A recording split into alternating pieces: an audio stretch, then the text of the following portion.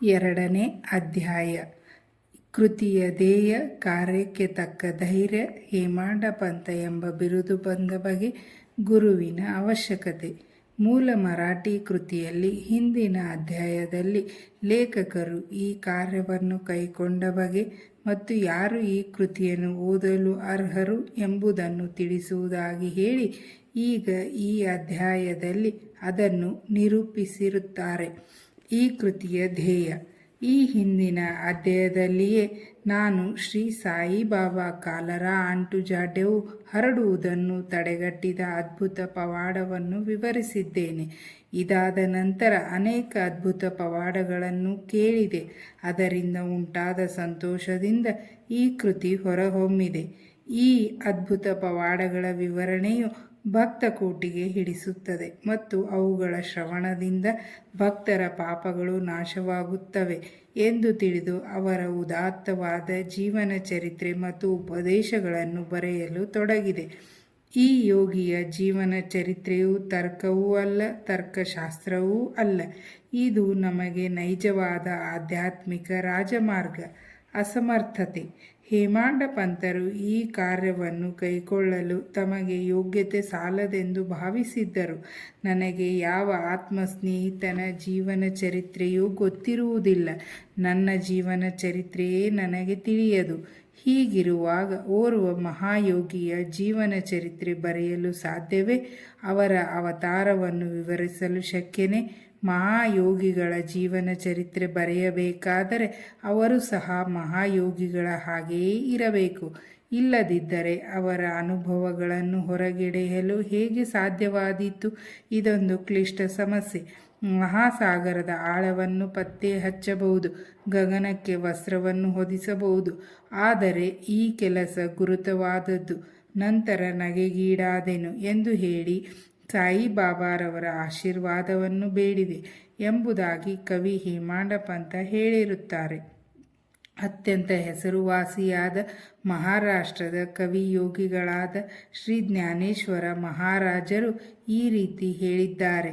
ಮಹಾಯೋಗಿಗಳು ಭಕ್ತರಿಂದ ತಮ್ಮದೇ ಆದ ವಿಚಿತ್ರ ರೀತಿಯಿಂದ ತಮ್ಮ ಕೆಲಸವನ್ನು ನೆರವೇರಿಸಿಕೊಳ್ಳುತ್ತಾರೆ. ಸಂತರ ಧ್ಯೇಯವನ್ನು ಸಾಧಿಸಲು ಭಕ್ತರು ಬಾಹ್ಯ ಪ್ರತೀಕರಷ್ಟೇ. ಸುಮಾರು 1700ರಲ್ಲಿ ಕವಿ ಮಹಪತಿಯರು ಮಹಾಯೋಗಿಗಳ ಅದ್ಭುತ ಜೀವನ ಚರಿತ್ರೆಯನ್ನು ಬರೆಯಲು ಉತ್ಸುಕರಾದರು. ಮಹಾಯೋಗಿಗಳು ಅವರನ್ನು ಪ್ರೇರೇಪಿಸಿ ಆ ಕಾರ್ಯವನ್ನು ಕೈಗೂಡಿಸಿಕೊಂಡರು. ಇದೇ ರೀತಿ 1800ರಲ್ಲಿ ದಾಸಗುಣುರವರ ಸೇವೆಯು ಸ್ವೀಕರಿಸಲ್ಪಟ್ಟಿತು. ಕವಿ ಮಹಪತಿಯವರು 4 ಕೃತಿಯನ್ನು ಹೊರಗೆಳೆದರು. 1 ಭಕ್ತ ವಿಜಯ, 2 ಸಂತ ವಿಜಯ, 3 ಭಕ್ತ ಲೀಲಾಮೃತ, 4 ಸಂತ ಲೀಲಾಮೃತ. ಶ್ರೀ ದಾಸಗುಣುರವರ ಭಕ್ತ ಲೀಲಾಮೃತ ಮತ್ತು ಸಂತ ಲೀಲಾಮೃತ ಎಂಬ ಮಹೋನ್ನತ ಕೃತಿಗಳನ್ನು ಜನಸಮೂಹಕ್ಕೆ ದಯಪಾಲಿಸಿದರು. ಇವುಗಳಲ್ಲಿ ಅನೇಕ ನವ್ಯ ಮಹಾಯೋಗಿಗಳ ಜೀವನ ಚರಿತ್ರೆಯು ಉಲ್ಲೇಖಿಸಲ್ಪಟ್ಟಿದೆ.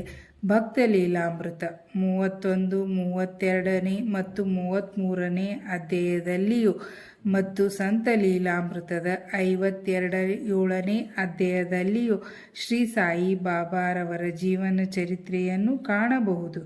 ಇವು ಸಾಯಿ ಲೀಲಾ ಮಾಸಿಕದ 11, 12 ಮತ್ತು 17ನೇ ಸಂಚಿಕೆಯಲ್ಲಿ ಪ್ರಕಟವಾಗಿವೆ. ಇದೇ ರೀತಿ ಶ್ರೀ ಸಾಯಿಬಾಬಾರವರ ಅದ್ಭುತ ಲೀಲೆಗಳನ್ನು ಶ್ರೀಮತಿ ಸಾವಿತ್ರಿಬಾಯಿ ರಘುನಾಥ್ ತೆಂಡೂಲ್ಕರ್ ಅವರ ಚಿಕ್ಕದಾದ ಅಚ್ಚುಕಟ್ಟಾದ ಶ್ರೀ ಸಾಯಿನಾಥ ಭಜನಮಾಲಾ ಎಂಬ ಪುಸ್ತಕದಲ್ಲಿ ಬಹಳ ಚೆನ್ನಾಗಿ ವಿವರಿಸಿದ್ದಾರೆ. ದಕ್ಷಿಣ ಭಿಕ್ಷಾ ಸಂಸ್ಥೆ ಶಿರ್ಡಿಯ ಪ್ರಕಟಣೆಯಾದ ಶ್ರೀ ಸಾಯಿ ಪ್ರಭಾ ಎಂಬ ಪುಸ್ತಕದಲ್ಲಿ ಸಾಯಿ ಭಕ್ತರಾದ ಅಮಿದಾಸ್ ಭವಾನಿ ಮೆಹ್ತಾ ಅವರು ಸಾಯಿಬಾಬಾರವರ ಕೆಲವು ಕಥೆಗಳನ್ನು ಗುಜರಾತ್ನಲ್ಲಿ ಬರೆದಿರುತ್ತಾರೆ. ಇಷ್ಟೊಂದು ಕೃತಿಗಳಿದ್ದಾಗ ಈ ಸಚ್ಚರಿತೆಯ ಅವಶ್ಯಕತೆ ಏನು ಎಂಬ ಪ್ರಶ್ನೆ ಬರುವುದು ಸಹಜ. ಇದಕ್ಕೆ ಉತ್ತರ ಬಹು ಸುಲಭ. ಶ್ರೀ ಸಾಯಿಬಾಬಾರವರ ಜೀವನವು ಮಹಾಸಾಗರದಷ್ಟು ವಿಶಾಲವೂ ಮತ್ತು ಆಳವೂ ಆಗಿದೆ. ಯಾರು ಬೇಕಾದರೂ ಈ ಮಹಾಸಾಗರದಲ್ಲಿ ಮುಳುಗಿ ಜ್ಞಾನ ಮತ್ತು ಭಕ್ತಿ ಎಂಬ ಅನಗ್ರ ರತ್ನಗಳನ್ನು ತೆಗೆದು ಭಕ್ತಕೋಟಿಗೆ ಹಂಚಬಹುದು. ಇವರ ಕಥೆಗಳು, ಉಪದೇಶಗಳು ಮತ್ತು ನೀತಿ ಪಾಠಗಳು ಬಹಳ ಅದ್ಭುತವಾಗಿವೆ. ಯಾರು ದುಃಖದಿಂದ ನೊಂದಿರುತ್ತಾರೆಯೋ, ಪ್ರಾಪಂಚಿಕ ಜೀವನದಲ್ಲಿ ಜಿಗುಪ್ಸೆ ಹೊಂದಿರುತ್ತಾರೆಯೋ ಅಂಥವರಿಗೆ ಇವು ಶಾಂತಿ ಮತ್ತು ಸಂತೋಷವನ್ನು ನೀಡುತ್ತವೆ. ಪ್ರಾಪಂಚಿಕ ಮತ್ತು ಪಾರಮಾರ್ಥಿಕ ವಿಷಯಗಳಲ್ಲಿ ಅವರಿಗೆ ಜ್ಞಾನವನ್ನು, ಅರಿವನ್ನು ಉಂಟು ಮಾಡುತ್ತವೆ.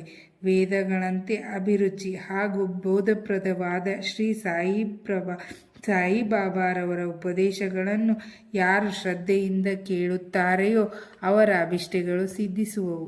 ಈ ಕಥೆಗಳನ್ನು ಸಂಗ್ರಹಿಸಿ ಇಡುವುದೇ ನನ್ನ ಮುಖ್ಯೋಪಾಸನೆ. ಶ್ರೀ ಸಾಯಿಬಾಬಾರವರ ದರ್ಶನವನ್ನು ಯಾರಿಗೆ ಪಡೆಯಲು ಆಗಲಿಲ್ಲವೋ ಅಂಥವರಿಗೆ ಈ ಕೃತಿ ಸಂತೋಷವನ್ನು ದೊರಕಿಸುತ್ತದೆ. ಆದ್ದರಿಂದ ಈ ಕಾರ್ಯದಲ್ಲಿ ನಾನು ಅನುವಾದಿ, ನಾನು ನನ್ನದು ಎಂಬ ಅಹಂಕಾರವನ್ನು ಅವರ ದಿವ್ಯ ಚರಣಾರವಿಂದಗಳಲ್ಲಿ ಅರ್ಪಿಸಿರುತ್ತೇನೆ. ಆದುದರಿಂದ ದಾರಿ ಈಗ ಸುಗಮವಾಗಿದೆ ಎಂದು ಭಾವಿಸಿದ್ದೇನೆ. ಅವರು ನನಗೆ ಇಹ ಪರಗಳೆರಡರಲ್ಲಿಯೂ ಸಂತೋಷವನ್ನು ದೊರಕಿಸಿ ಕೊಡುತ್ತಾರೆ ಎಂದೇ ನನ್ನ ಅಚಲ ನಂಬಿಕೆ.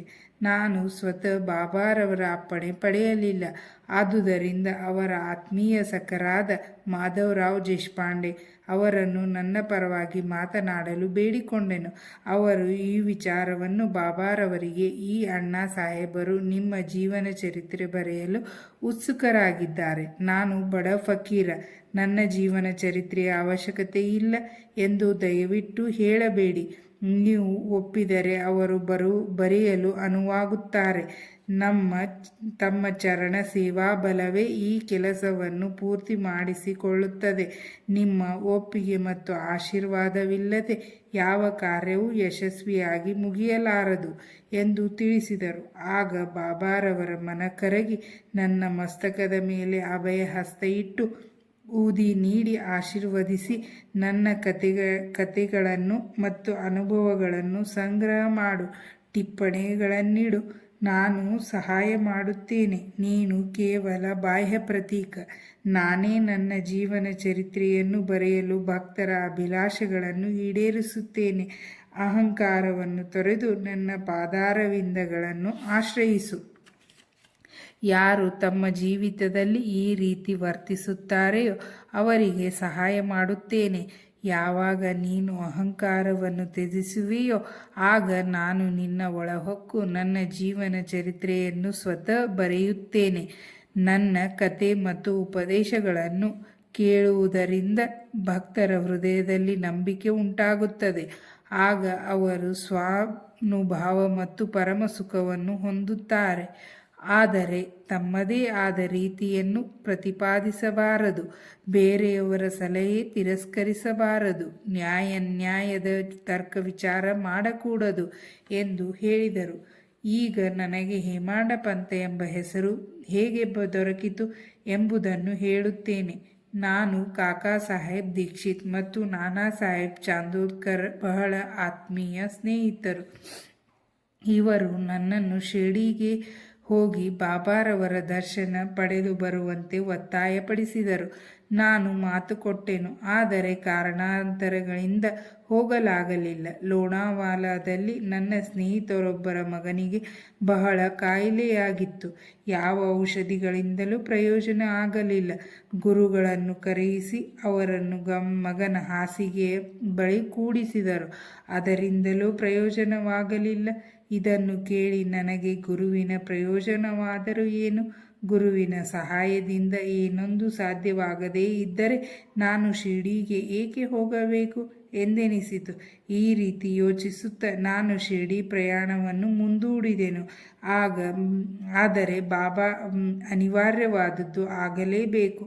ನನ್ನ ವಿಷಯದಲ್ಲಿ ಈ ರೀತಿಯಾಯಿತು. ಪ್ರಾಂತ್ಯಾಧಿಕಾರಿಯಾದ ನಾನಾ ಸಾಹೇಬರು ಬಾಸಿನ್ನಿಗೆ ಪ್ರಯಾಣ ಬೆಳೆಸಿದ್ದರು. ಠಾಣಾದಿಂದ ದಾದರ್ಗೆ ಬಂದು ಬಾಸಿನ್ ಗಾಡಿ ಕಾಯುತ್ತಿದ್ದರು. ಅಷ್ಟರಲ್ಲಿ ಬಾಂದ್ರಾಕ್ಕೆ ಹೋಗುವ ಲೋಕಲ್ ಬಂದಿತು. ಆಗ ಅವರು ಬಾಂದ್ರಾಕ್ಕೆ ಬಂದು ನನ್ನನ್ನು ಕರೆಯಿಸಿ ಶಿರ್ಡಿಗೆ ಪ್ರಯಾಣವನ್ನು ಮುಂದೂಡುವುದಕ್ಕೆ ತರಾಟೆ ತೆಗೆದುಕೊಂಡರು. ಆಗ ಅದೇ ರಾತ್ರಿ ಶಿರ್ಡಿಗೆ ಹೋಗಲು ನಿರ್ಧರಿಸಿದೆನು. ದಾದರ್ಗೆ ಹೋಗಿ ಅಲ್ಲಿಂದ ಮನವಾಡ್ ಗಾಡಿಯನ್ನು ಹಿಡಿಯಲೆಂದು ದಾದರ್ಗೆ ಹೊರಟೆ. ಇನ್ನೇನು ರೈಲು ಹೊರಡುವುದರಲ್ಲಿತ್ತು. ಆಗ ಓರ್ವ ಮಹಮ್ಮದಿಯನು ನನ್ನ ಗಾಡಿಗೆ ಬಂದು ನನ್ನ ಸಾಮಾನು ಮುಂತಾದವುಗಳನ್ನು ನೋಡಿ ಎಲ್ಲಿಗೆ ಪ್ರಯಾಣ ಎಂದು ಕೇಳಿದನು.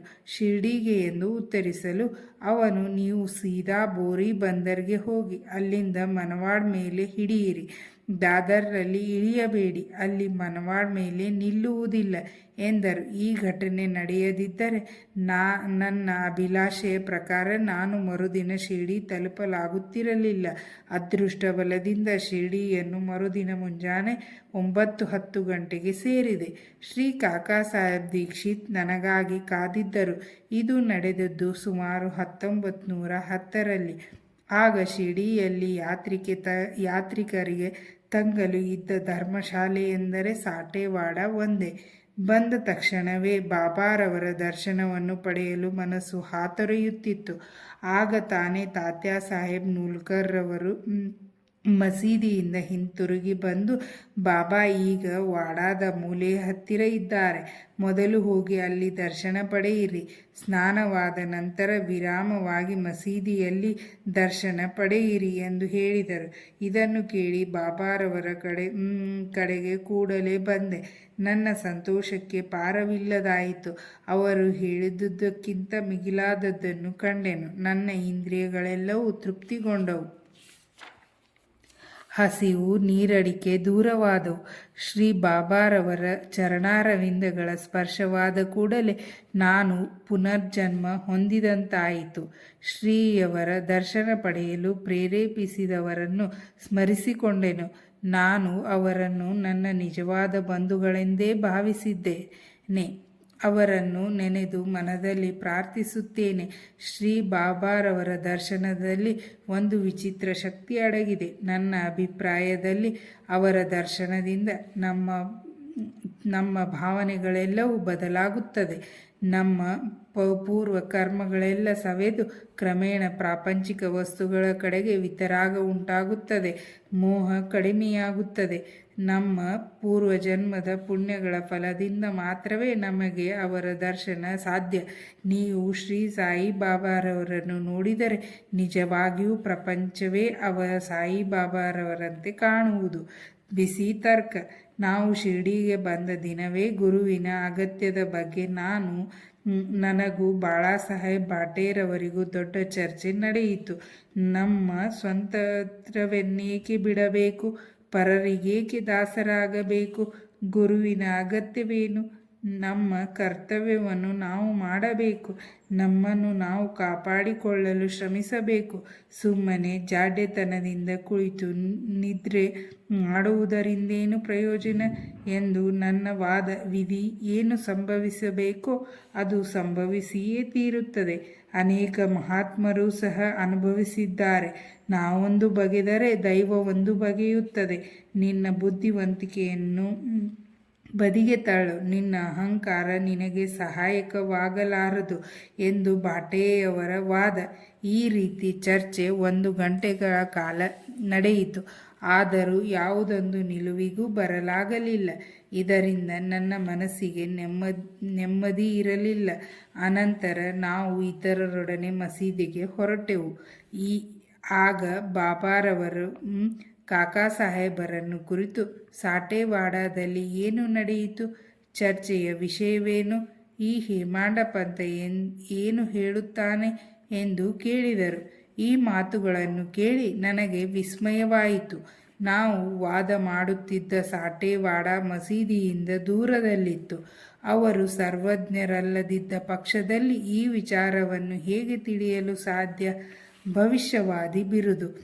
ಶ್ರೀ ಸಾಯಿಬಾಬಾರವರು ನನ್ನನ್ನು ಹೇಮಾಂಡ ಪಂಥ ಎಂದು ಸಂಬೋಧಿಸುತ್ತಿದ್ದೇಕೆ ಎಂದು ಯೋಚನೆ ನನ್ನಲ್ಲಿ ಮೂಡಿತು. ಈ ಪದದ ಮೂಲ ಹೇಮಾದ್ರಿ ಪಂಥ. ಹೇಮಾದ್ರಿ ಪಂಥದವರು ಯಾದವ ಕುಲದ ದೇವಗಿರಿ ಮಹಾರಾಜರ ಮಹಾದೇವ ಮತ್ತು ರಾಮದೇವ ರಾಜರಿಗೆ ಮಂತ್ರಿಯಾಗಿದ್ದರು. ವಿದ್ಯಾವಂತರು, ಸದ್ಗುಣ ಸಂಪನ್ನರು ಆಗಿ ಚತುರ್ವರ್ಗ ಚಿಂತಾಮಣಿ, ರಾಜ್ಯ ಪ್ರಶಸ್ತಿ ಮುಂತಾದ ಗ್ರಂಥಗಳ ಕರ್ತೃಗಳಾಗಿದ್ದರು. ನವರೀತಿಯ ಲೆಕ್ಕದ ವಿಧಾನಗಳನ್ನು ಕಂಡುಹಿಡಿದಿದ್ದರು. ಮೂಡಿ ಲಿಪಿಯನ್ನು ಸೃಷ್ಟಿಸಿದವರು. ನಾನೇನಾದರೂ ಇದಕ್ಕೆಲ್ಲ ತದ್ವಿರುದ್ಧ ಸಾಮಾನ್ಯ ಮಾನವ. ಆದುದರಿಂದ ನನಗೇಕೆ ಈ ಬಿರುದನ್ನು ದಯಪಾಲಿಸಿದರು ಎನಿಸಿತು.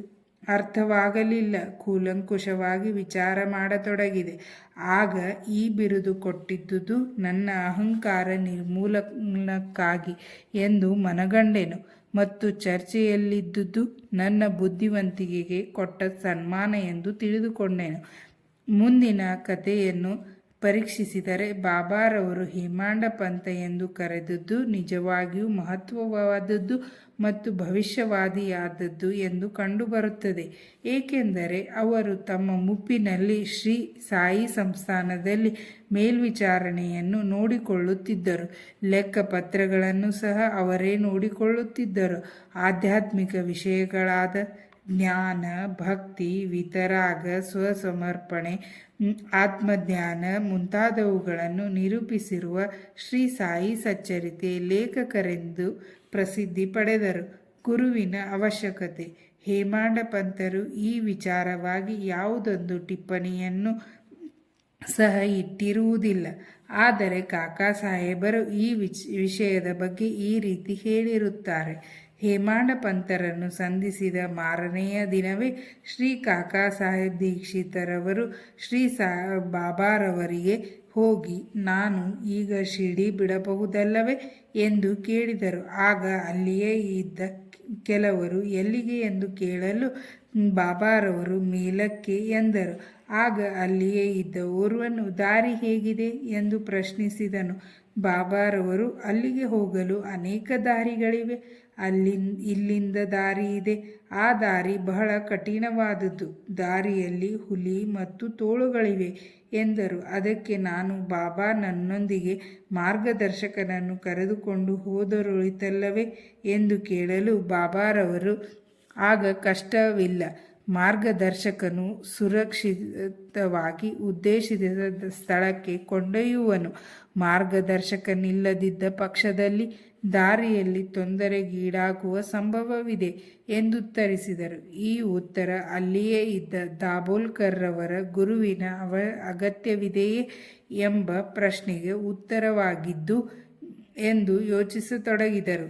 ನೈಜವಾದ ಪಾರಮಾರ್ಥಿಕ ಜ್ಞಾನ ಸಂಪಾದನೆಗೆ ಗುರುವಿನ ಅವಶ್ಯಕತೆ ಇದೆ ಎಂದು ತಿಳಿದುಕೊಂಡರು.